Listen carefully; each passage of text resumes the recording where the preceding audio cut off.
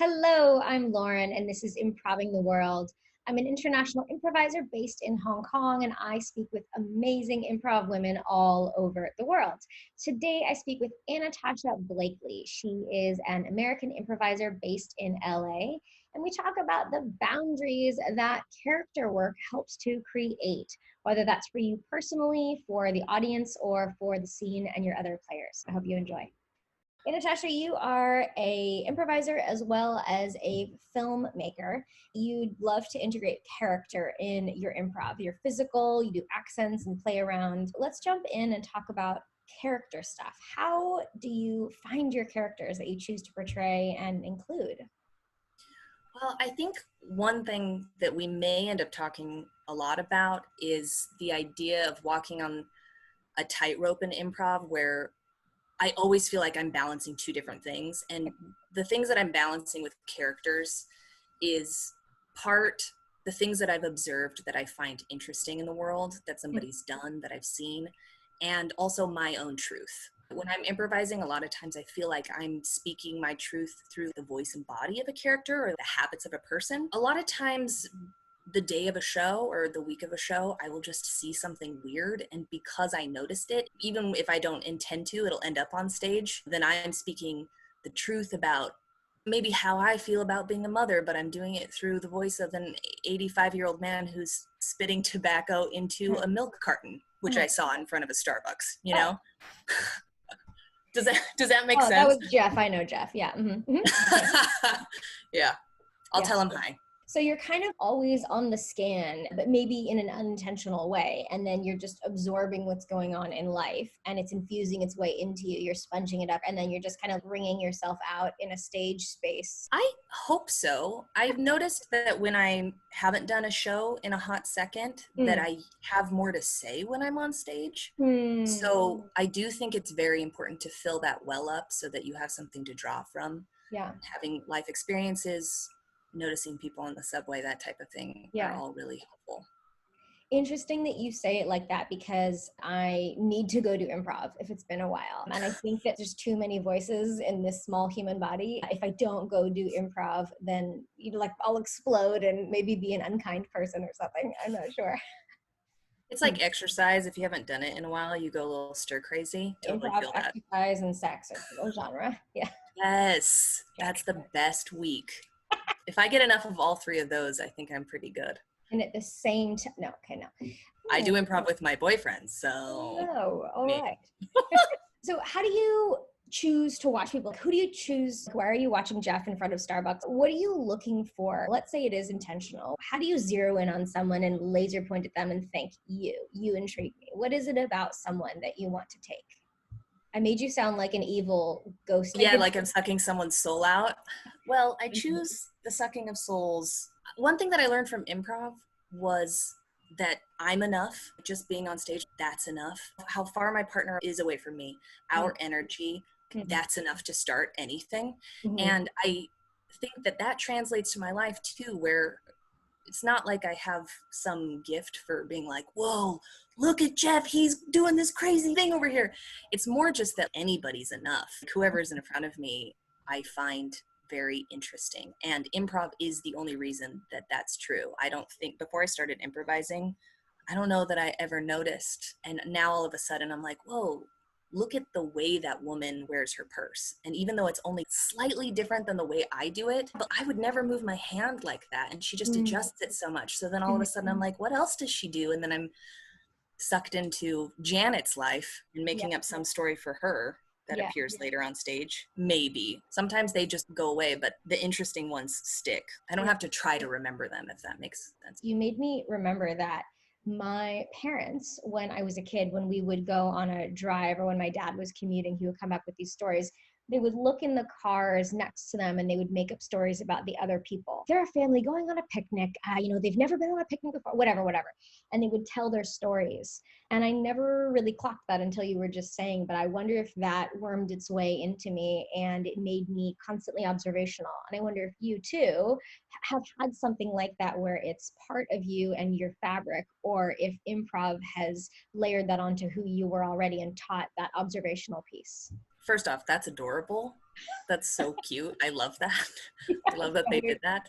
I think that improv taught it to me, or at least taught me to heighten whatever it was that I was maybe already doing. Because even though I grew up doing theater, I remember actors always saying that people watching was their favorite thing, but I felt so limited in the things that I could play that it really wasn't until improv that I started understanding why they liked people watching so much. So I would say definitely nurture, improv nurture. Improv just like watered the seedling of your observational. I love that it's kind of nature and nurture for you though. That's so cute. I'm going to do that next time I'm on a road trip. How does improv then, now that you've had this nurture, affect the filter of your life and how you see the world? Do you feel like outside of trying to pull characters and yoink their souls and bring them onto a stage space, do you feel that improv also affects how you filter it and see the world? I was taught from a mentor, and I found this to be true, that if you get better at it off stage, you'll be better at it on stage. So that's true of your physical work, being more present, being a better listener. And so I started to filter everything through. I mean, you get it. You get sucked into improv and it's like totally your jam. It's just, you're thinking about it all the time. So that filter came into my life. And then if I wasn't being as present, wasn't listening as much, I'd be like, well, I got to do it right now in this moment because it's going to make me a better improviser. And then the same thing with non-attachment. If something in my life changed, or let's say I'm in my car and I take the wrong exit on the freeway and I'm like, fuck, LA traffic, it's going to put me back like 20 minutes. Yeah. I'm like, well, how fast can I let go of this? Because it doesn't matter. This is what's happening. What was going to happen isn't happening anymore. The faster I can let go of it, I think that translates to on stage. Let's just say somebody does a walk on and you thought they were editing. Now that's what's happening. And so everybody has to be like, cool, we're going to let go. I try to get better at things off stage and see the life through the improv filter because I think it makes me a better performer. I hope. Someone said to you, get better off stage to bring it on. And I'm hearing you say that the on stage is then coming into the off stage. Absolutely. I think about the moment that we're in right now as a human race. I wrote something on my arm the other day, just no day but today, which I mean is a lyric from a musical, but it reminded me of improv because I was starting to feel really out of control and just worrying a lot. But that's another thing I learned from improv. You can't control other people. You can't control what someone's going to say. You can only go with what is given to you. And so no day but today. Like all I can do is deal with myself right now, where I am. I can't control the world. We talked about this with the disposable one-use plastic takeout where you're like, there's so much plastic in the world. And I'm like, the only person I can control is myself. So, you do what you can. I don't even remember where we started. Oh, no, Thank you for coming to my TED Talk. I do want to know if you believe that your arm is papyrus and that you often choose to scribe on your own person. Is that something that you find yourself doing? Yeah. Yeah. Okay. Yeah. I feel like I've been writing on my arms. If I like a quote, I'll be like, I want to remember that for a few days. And I'm an avid note taker. I have like a dozen improv only notebooks. Scrap paper to a new level. Ultimate reusable surface. Shower, repeat. I know. People are like, does this mean you want to get a tattoo? And I was like, no, because I change it every day. I'm writing some other thing on my arm. Back to the topic of characters. Do you feel that you can portray all characters? This is something that I've grappled with before. Is it risky to be some characters in the context of where you live, the US? I think that the US is sometimes as much pushing buttons as it is making buttons. I know. But don't push it. It's too much. It's just both sides. Everybody is so extreme. It's too much. The artist in me wants to say, hell yeah, I can play anything and censorship is death. So if I'm flowing and I'm going, who cares? Yeah. The American in me, we'll just say, is a lot more cautious to be caught on stage doing anything that could get me kicked off stage. Also, I'm not in art to hurt other people. So if I think that playing something is going to hurt somebody, that's the opposite of what I'm trying to do, obviously. Yeah. From my artist brain, yeah, you can play anything, but art, it costs something. It also creates value, but it costs something. So everything you create, it may cost you material or time. It may cost you the reaction of others. There may be backlash, but it also, in theory, creates value. So you're looking at is this scene or film or anything, is what it's costing me creating enough value that it's worth it? I guess my answer is that I can play anything, but some things I play will cost someone else something. Maybe that's not worth it to me. I don't know until I'm in that moment and I'm like, yeah, this is the right thing to do. But because it's improv, sometimes you fuck up. You know, sometimes you're on stage and you're like, oh, the audience just turned against me. Because this is a great example, because I don't think that it's offensive, but could still turn an audience against you. Some dumb scene where incest gets brought up, let's just say, something that people are like, you know, and sometimes it's the right moment and the audience is with you, and other times they're like, no one wanted this. Yeah. The same thing can be true for anything that people are PC about. I love this. No one wanted this. Me, the player right now, I don't want this either. We're just nobody wanted this. I didn't want this. Audience didn't want it. Why did I say that? But it's improv. I can't go back. To be clear, I'm going to turn left in a second. Go with me. Yeah. Is bravery therefore important for improv? You don't know what's going to happen. Do you have to be brave because the opposite of that is safety? And can you be funny if you're practicing safety? This is a great I don't know question. if that's rhetorical or not. I think I can answer it. So my ensemble team is called Storm Chaser, which comes from rehearsals we've had. When we first started, we were coached by Jet Eveleth, and that was the thing she said a lot, where she'd be like, you need to chase the storm. We don't want to watch people lean out of something. We want to see them go towards the risk, towards the stakes of the scene. We want to watch characters be brave, but we also want to watch improvisers be brave. So at least for the style of comedy that I have been taught, that I pursue, bravery is like a third of the work. I call the storm chaser concept going into the cave. So oof, love it. Yeah. So to me, this whole idea, if we talk about there's a hidden treasure in the cave, the next thing you have to do is go in the cave. You can't talk about your planning and what's in the backpack and do you have a flashlight and the cave is dark and what if there are bats? Go in the cave, let's see what is in there. Storm chasing, going in the cave. Yes, and to that. The conversation that we just had about are there some characters you can't play is that sometimes in the pursuit of being brave, I'm approaching that line of where I'm like, is this offensive? ?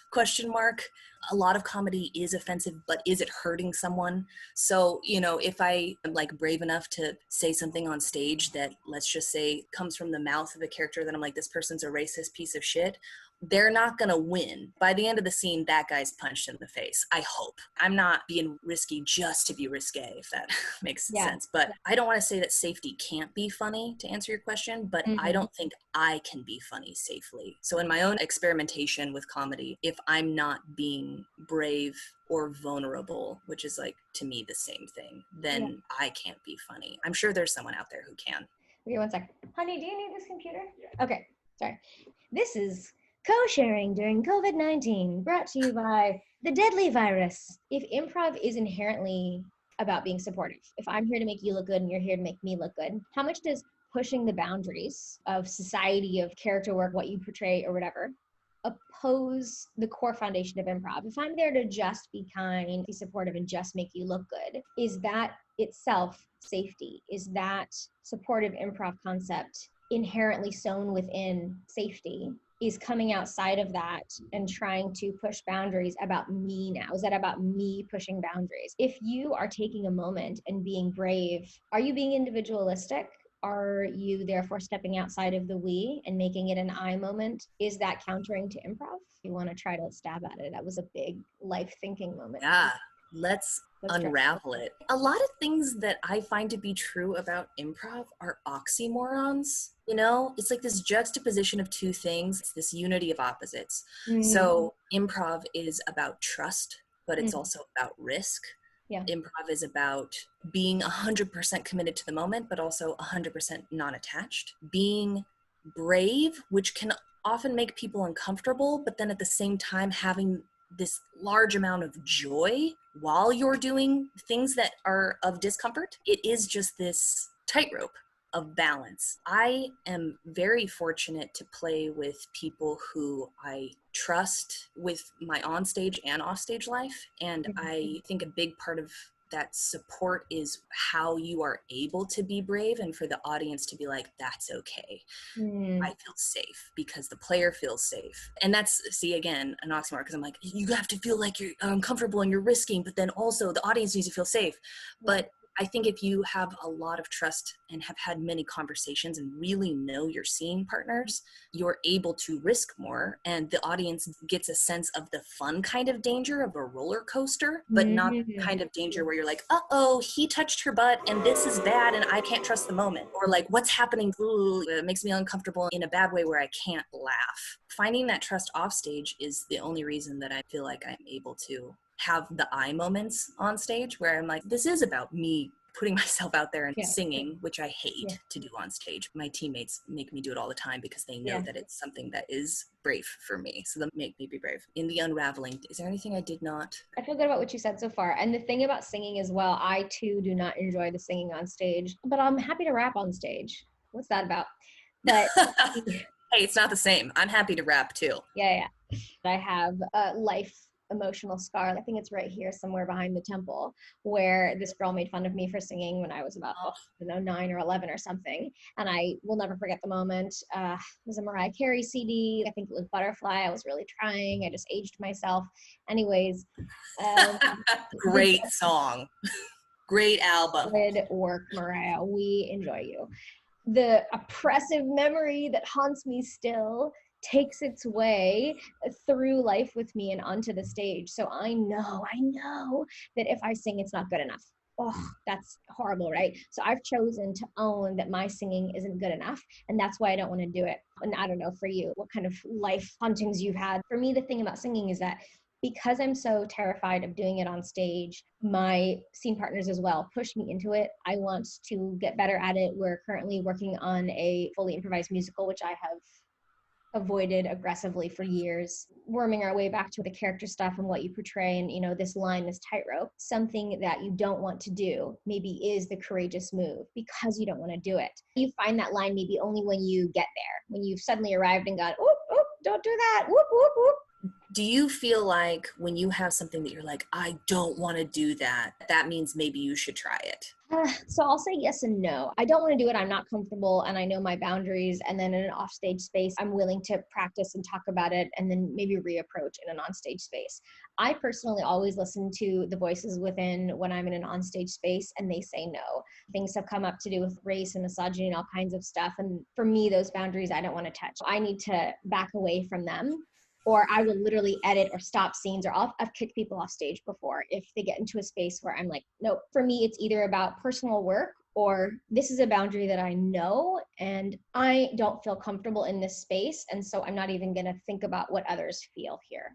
Or maybe it's a protection of the audience. If this makes me feel uncomfortable, maybe other people out there also would feel uncomfortable. What about you? Yeah, that made me think about the trust thing with teammates. I feel like with my teammates, I've had many conversations, and over the years, we know each other well enough that we know what's good uncomfortable and what's hard no boundaries. And it's very different. At least for us, we've had conversations about how physical we're willing to be with each other on stage. We'll all kiss each other. We don't care about that. Right. But I have one teammate, for example, who really just doesn't want you to touch his face. It sounds silly because he'll let me kiss him on stage, but it's just his thing. We've had enough conversations that I know the difference between if we're on stage and it's appropriate for us to kiss and there's tension in that, and I can even see that there's tension from them and me and it feels a little risky, is so different than him being like, I just have a thing, please just don't touch my face. Yeah. You have to have those conversations with yourself and with the people that you play with, because I think we all have stuff for whatever reason that's just not touchable for me. I also think that it is important to sometimes lean into those things when you're ready, or if it's the type of thing. For example, I used to hate going on roller coasters. A roller coaster is not going to kill me. I'm just scared. And I don't like making choices out of fear. As a team, we went to an amusement park and I was like, I say yes to everything. Don't let me not go on stuff. And so we just spent a day getting over it. Because I don't want to make choices out of fear. I think that's different than what you were talking about. There's things with race or sex or whatever that are just hard nosed for you.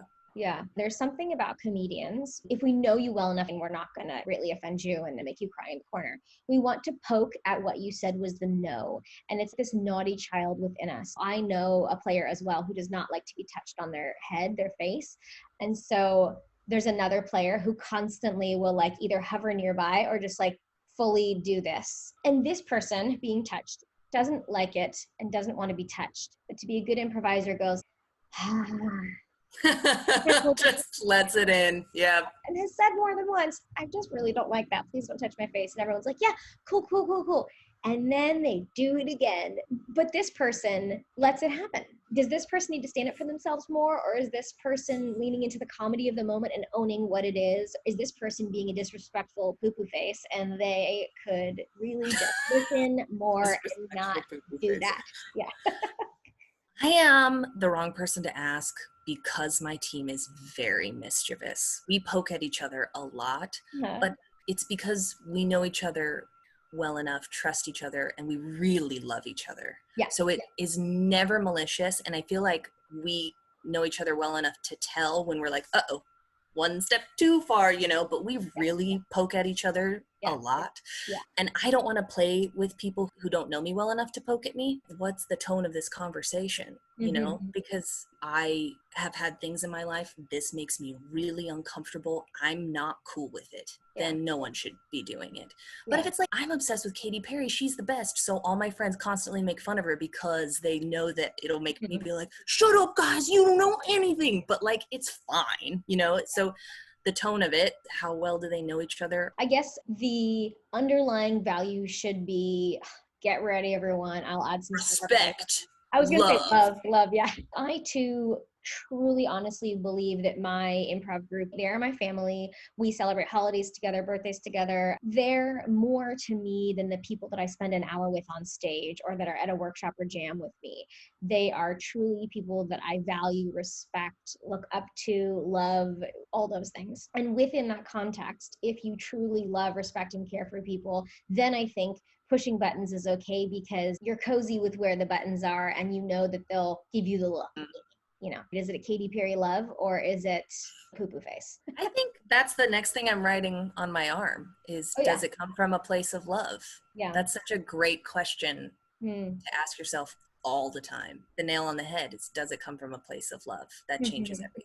You did improv in Utah before you did in California. The improv scene there was much more cautious, especially to do with language. And there was gamification of the taboo naughty language. So even teeny little swears, they would poke fun and you'd go in the naughty corner where the dunce had. Yeah, right. And then shifting to the LA scene, what was the difference in this concept of permission? Did the audience give you more permission when you came to a new improv scene? Did you give yourself more permission? And what did that look like? Having grown up in Utah, coming from a very conservative family, the comedy that was acceptable in my family and my community was clean comedy, whatever that means. I now no longer know what that means. But at the time, that's what was okay for me to watch when I was a kid, and that's what was okay when we were performing in front of a conservative, super family-friendly audience. When I came to LA and started learning with these really great mentors, one thing that came up a lot was this idea of giving myself permission. They'd say, Anatasha, you're not giving yourself permission. And I don't even think at the time I understood what that meant, but then they'd tell me, okay, watch this person, watch this. And it was women too. Watch this woman. She gives herself permission to go anywhere. She doesn't take shit from anyone, right? So then I'd watch them. I'd begin to understand how much I was closing myself off and not tickling my own funny bone because it felt like maybe sometimes it was too naughty. Or too loud, or too whatever is in my head that makes me feel insecure and small. So I started practicing giving myself permission, and I feel like it's how I found my voice as an artist and as a comedian. Everyone's tickled by something different, but I don't think I would have found my voice if I had stayed in this box that I grew up in. And Utah itself is a state that's very boxy. So It is very boxy. All right, Anatasha, what are your words of wisdom? I'm going to steal words from Sierra Boggess. She says, you are enough. You are so enough. It's unbelievable how enough you are. I think that's what I would have told my younger self. The sooner that I could have realized how interdisciplinary everything is, I think the faster I would have learned when I was younger. So kind of what we've talked about, practicing improv in life and life in improv. I think that that goes for other crafts, other arts. Everything is so connected. And if people are interested in that, there's this book, The Art of Learning by Josh Waitzkin. He's my hero. It's one of my favorite books. And he talks a lot about finding ways to practice one art form in another. And if people want to find you, if they want to come watch a show in the LA area, they want to buy you a coffee, no, it's LA. If they want to buy you a wheatgrass shot, Thank you. do yoga with you, generally throw money at you, how can they find you? I'm on Instagram. It's Anatasha Blakely. Storm Chaser LA and Buddy Puzzle are my teams. They're also on Instagram, so you can find me on any of those. Yep. I perform all over the city with both those teams and occasionally by myself. Give me a shout out. I'm always down to talk shop. All right. Thank you so very much, Anatasha. It was wonderful to speak with you. Really appreciate your time. All right, everyone. This is Improving the World. I'm Lauren. Thank you very much. Bye-bye. Did you love the video? If you did, please say kind, wonderful things in the comments down below and look for more Improving the World. Thanks.